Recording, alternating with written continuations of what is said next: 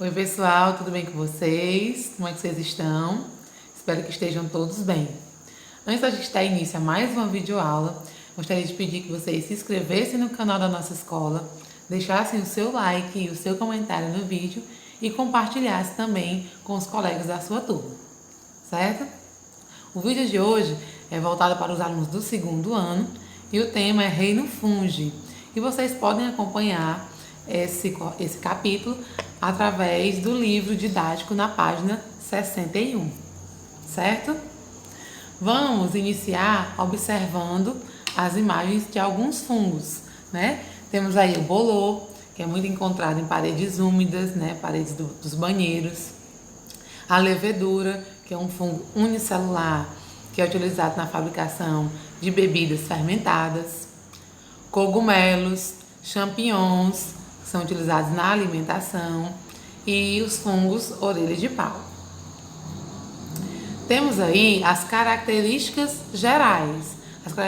gerais do reino fungi. Primeiro, eles são eucariontes, quer dizer o quê? Que eles têm a célula complexa, né? Célula organizada, com a presença de carioteca, né? A membrana que envolve o núcleo. Eles podem ser uni ou pluricelulares. Então, nós temos exemplares de fungos unicelulares e pluricelulares. São heterótrofos por absorção. O que é que isso significa? Eles, né, os fungos, liberam uma enzima, né? Essas enzimas fazem a digestão da matéria orgânica fora, né, extracelular, fora da célula, e só após essa digestão é que eles absorvem essa matéria. Eles vivem em locais úmidos e quentes, muito importante. São decompositores, são na cadeia alimentar. Nós temos os fungos como decompositores de matéria. Tem vida livre, podem ser coloniais, né, vivem em colônias, e também podem ser parasitas. Podem ser aeróbicos, anaeróbicos ou anaeróbicos facultativos. Quer dizer o quê? Eles podem viver na presença do oxigênio, tanto quanto na ausência de oxigênio, e tem fungos, assim como as leveduras, que vivem tanto na presença do oxigênio, tanto quanto na ausência de oxigênio. Então, na ausência de oxigênio, as leveduras fazem o quê? Elas fazem fermentação, né? Então, elas produzem o CO2. E a gente utiliza, né, as leveduras, essa fermentação que elas fazem, para fazer bebidas fermentadas, também para fazer massas de pão, né? Quando elas começam a crescer, né, é o processo de fermentação, é quando as leveduras, por exemplo, estão fazendo a fermentação. O glicogênio é a reserva energética. Muitas pessoas, elas acham que os fungos são plantas e não são, né? Algumas características são diferentes, entre elas que a reserva energética das plantas é o amido, né? Já dos fungos é o glicogênio. Outra diferença é que a maioria dos fungos, a parede celular é de quitina. Já nas plantas, a parede celular é de celulose, né? A celulose. Eles podem se reproduzir da forma assexuada ou sexuada, nós veremos nos próximos slides, e eles são formados por hifas. E daqui a pouco também eu mostrarei como essa formação, como essa estrutura dos fungos. Mas antes, vamos para a importância dos fungos. Os fungos são muito utilizados e muito importantes, né? Primeiro pontinho aí, ele diz que eles são decompositores. Então, eles permitem a reciclagem da matéria orgânica morta, destrói objetos de madeira, couro, tecidos e alimentos no geral. Então, quando a gente deixa restos de alimentos ou cascas de frutas, né, depois de algum tempo, como esses alimentos eles têm a umidade, né, os fungos começam a decompor esse alimento. Alguns fazem fermentação, como eu havia falado antes, da levedura, e são utilizados na fabricação de queijos, pães e bebidas alcoólicas. Outros são comestíveis, como os champignons, né? Mas nós temos que ter atenção e conhecimento, pois nem todos são comestíveis e alguns são venenosos e aí fazem mal à nossa saúde. Uma importância muito grande dos fungos é que eles, né, estão responsáveis aí pela produção de antibióticos. O primeiro antibiótico, né, produzido, foi chamado de penicilina, foi através de um fungo. São largamente utilizados no controle biológico de pragas, então eles ajudam a eliminar algumas pragas. Há fungos também que causam doenças, né, em plantas. Ele deu exemplo aí na Bahia, os pés de cacau, né, os cacaueiros, eles são atingidos por um fungo chamado, né, que causa a vassoura de bruxa. Vocês podem observar na imagem. E alguns fungos também são produzidos, né, são utilizados na produção de alucinógenos, do LSD. Pronto, estrutura dos fungos. Como é que eles são, né, formados? Como é a estrutura de um fungo? Eles são constituídos de hifas. O que são hifas? São elementos multicelulares, né, tem várias células, em forma de tubos. Vocês podem observar aí na imagem. E aí existem dois tipos de hifas.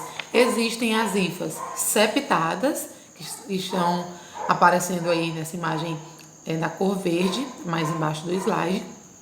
Septadas. E elas são chamadas de septadas porque existem septos, né? Vocês podem observar aí que divide as células. Então, cada célula fica dividida por um septo. Já nas hifas cenocíticas, elas não possuem esses septos, ok? Então, vocês podem observar aí nas imagens. Um outro detalhe é que um conjunto de hifas, então quando se tem muitas hifas juntas, elas formam um micélio. Geralmente esse micélio fica, por exemplo, nos troncos de árvore. Você consegue observar aquela parte de cima, né, do fungo, que a gente chama de estrutura reprodutora, a gente consegue observar bem. Mas ali por baixo, ali dentro, né, desse tronco, nós temos esse conjunto de hifas que formam um micélio. Agora vamos para a classificação dos fungos. Como é que eles são classificados? Os primeiros nós temos aí os quitridimiocetos. São encontrados em ambientes aquáticos e não formam corpo de frutificação. Aquela parte que fica mais exposta, que a gente viu na figura anterior, do slide anterior. Podem ser uni- ou pluricelulares, podem formar colônias com hifas ou viverem solitários, como células esféricas, como células arredondadas, né? A grande maioria das espécies é decompositora. Então, mas, né, também existem, nessa classe aí, espécies parasitas. Podem parasitar protozoários, podem parasitar outros fungos, animais e plantas. São os únicos, né, são os únicos fungos que apresentam esporos flagelados. Né? Esses esporos vão ser utilizados, a gente vai ver também mais na frente, na parte da reprodução. E por que são os únicos flagelados? Se você observar aí no primeiro pontinho, a gente vai dizendo que eles vivem em ambientes aquáticos. Então, esse flagelo ajuda na locomoção, no deslocamento desses esporos. O próximo são os zigomicetos. São geralmente encontrados no solo e não formam corpo de frutificação também. Então, esses dois primeiros, eles não formam esse corpo de frutificação. Nesse grupo, encontramos espécies responsáveis pela deteriorização de diversos alimentos. Vocês podem até observar aí na imagem, que são chamados de mofo. Muitas espécies são também parasitas e outras vivem em simbiose com outros animais. Então, alguns parasitam outros seres, já outros vivem em simbiose, onde os dois, né, saem ganhando, os dois seres, as duas espécies saem beneficiadas. Aqui, né, nesse grupo, encontramos espécies de grande valor econômico, pois são utilizados na fabricação de molhos de soja, né, como o shoyu, utilizados também na fabricação de anti-inflamatórios e anticoncepcionais. E a forma mais comum de reprodução é a assexuada por esporos. Próximo, ascomicetos. São encontrados em ambientes marinhos, de água doce e terrestre, né? Sua principal característica é ter esporos formados em ascos. Cada indivíduo pode possuir um ou mais de um asco, né? Que pode unir-se a outros, formando um corpo de frutificação. Se vocês observarem na imagem, diferente daqueles dois primeiros, esses aí formam esse corpo de frutificação, essa parte mais visível aos nossos olhos, que algumas pessoas chamam de cogumelos. Podem ser encontrados desde a forma de leveduras unicelulares até grandes indivíduos com forma de taça, que são os pluricelulares. A gente observa aí nas imagens. Podem ser patogênicos, então eles podem causar doenças e decompositores, além de ter um grande valor econômico e medicinal. Espécies do gênero Penicillium são utilizadas na fabricação de queijos especiais, né, e na fabricação da penicilina, que é aquele antibiótico que a gente havia falado antes. Então, se você observar essa segunda imagem, isso é um fungo, que é um fungo comestível, né? Como dizem, alguns são comestíveis. Esse fungo aí é um fungo muito conhecido e é comestível. A levedura, né, faz parte também, produz o fermento biológico e bebidas alcoólicas e fermentação, né, ajuda na fermentação. A principal forma de reprodução desse grupo é a reprodução assexuada. Agora, os basidiomicetos são as mais conhecidas, pois entre elas está o comestível champignon, bem como os decompositores orelhas de pau. A gente pode observar na primeira imagem acima. Também se encontram espécies mutualísticas, as micorizas, que a gente vai já entender o que são elas. Espécies parasitas, como as conhecidas ferrugens. A reprodução sexuada é mais frequente e ocorre pela fusão, né, pela junção de hifas, que crescem e dão origem ao corpo frutífero. Em algumas espécies, o basidiocarpo tem a forma de um chapéu e é popularmente chamado de cogumelo. Como vocês conseguem ver bem direitinho nas imagens. Alguns desses são cogumelos venenosos e alucinógenos. Então, nós falamos um pouco das classes, né, da classificação dos fungos. E agora vamos ver as relações que esses fungos têm com outros seres. Então, existem dois tipos de relações simbióticas, tá? Mutualismo e o parasitismo. Qual a diferença entre eles dois? Mutualismo é quando dois ou mais organismos vivem numa associação que é vantajosa para os dois. Então, aí ele deu dois exemplos de relações vantajosas para as duas espécies. Na primeira, que são os líquens, a gente pode observar, muitas vezes até nos troncos de árvore, eles são uma associação entre fungos e cianobactérias ou fungos e algas, né? E isso é um bioindicador. Os líquens são bioindicadores. Por quê? Porque quando nós percebemos a presença de líquens, quer dizer que aquele ambiente é um ambiente que não está poluído, né? Assim como quando a gente começa a perceber que eles estão diminuindo nesse ambiente, a gente pode entender que a poluição está tendo um aumento, né? E embaixo são as micorizas, que são uma associação de fungos e raízes de plantas, né? Onde elas têm uma relação onde as duas são beneficiadas. Já o parasitismo é quando dois organismos vivem juntos, mas um deles é prejudicado, né? Então, alguns fungos causam prejuízos para outros indivíduos. né? Então a gente vê aí na imagem, né, os fungos que ficam nas nossas unhas, por exemplo, né? Então causando algumas micoses, como a candidíase, frieiras, né? Dermatoses, né? Que são descamações, inflamações na pele. Agora sim, vamos para a reprodução dos fungos, né? Tem dois tipos, como eu havia falado antes. Então, os fungos podem se reproduzir assexuadamente ou sexuadamente. Na forma de reprodução assexuada, nós temos 3 maneiras. Quais são? Primeira, brotamento ou gemulação, que é essa imagem que está aí mais acima, né? Como é que ela acontece?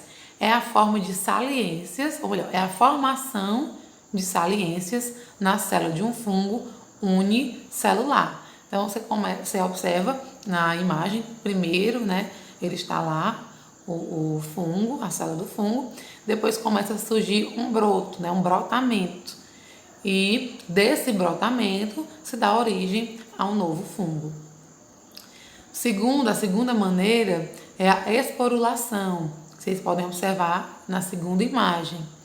Nas extremidades das hifas, né, então lá no comecinho das hifas, essa parte que está em marrom, ocorre a produção de esporos, que germinam e formam novos fungos. Então, esses esporos podem cair, né, ao redor ou até um pouco mais longe dos fungos, e aí deles começam a surgir novos fungos. E a terceira maneira é a fragmentação, é a quebra, né? Consiste na fragmentação de hifas de um micélio. Então, elas se quebram, né? Desconectam desse pedaço de micélio, né? E esse pedaço que foi quebrado, vamos dizer assim, ele consegue dar origem a novos fungos. Então, essas são as 3 maneiras de reprodução assexuada, que é o brotamento, a esporulação e a fragmentação. Já na forma sexuada, como é que acontece? Resulta da fusão de 2 hifas, então é a junção de 2 hifas haploides, né? Quer dizer, N, quando é só um N, é haploide. E dessa fusão, os núcleos se fundem, formando um novo zigoto diploide. Vocês podem observar aí na imagem também, né? Então, formam um zigoto diploide, um zigoto 2N. Esse zigoto, ele sofre meiose, né? Quando ele sofre meiose, ele dá origem a núcleos ou esporos, né, haploides. Então, ele forma núcleos haploides ou esporos. Então, essas são as formas de reprodução dos fungos, das 3 maneiras assexuadas e da maneira sexuada. Temos aí também, a título de conhecimento, alguns fungos, né, venenosos, que causam graves problemas. Então, por isso como eu falei no início, temos que ter uma atenção, né, na hora de consumir os fungos, temos que saber a procedência, né, desses fungos. E para encerrar, trouxe aí uma curiosidade. Você sabia que o maior ser vivo da Terra é um fungo? Bem, no ano de 2000, pesquisadores encontraram numa floresta nos Estados Unidos o maior fungo de todos os tempos. Com cerca de 2.300 anos, o megafungo tinha suas hifas emaranhadas, né, formando um micélio, espalhadas por uma área correspondentes a 45 estádios de futebol. Então, imagine que ele não é comprido, né? Não é no comprimento. É assim, as hifas se espalham, né? Se espalharam e eles contabilizaram aí um tamanho de mais ou menos 45 estádios de futebol. Por ter uma cor amarelada, o megafungo ganhou o apelido de cogumelo de mel. Bom, pessoal, eu espero que vocês tenham gostado, espero que tenha esclarecido as dúvidas de vocês, mas se persistir algumas dúvidas, vocês podem entrar em contato conosco nos comentários, no WhatsApp, através das nossas aulas no Google Meet e até o próximo vídeo. Fiquem com Deus!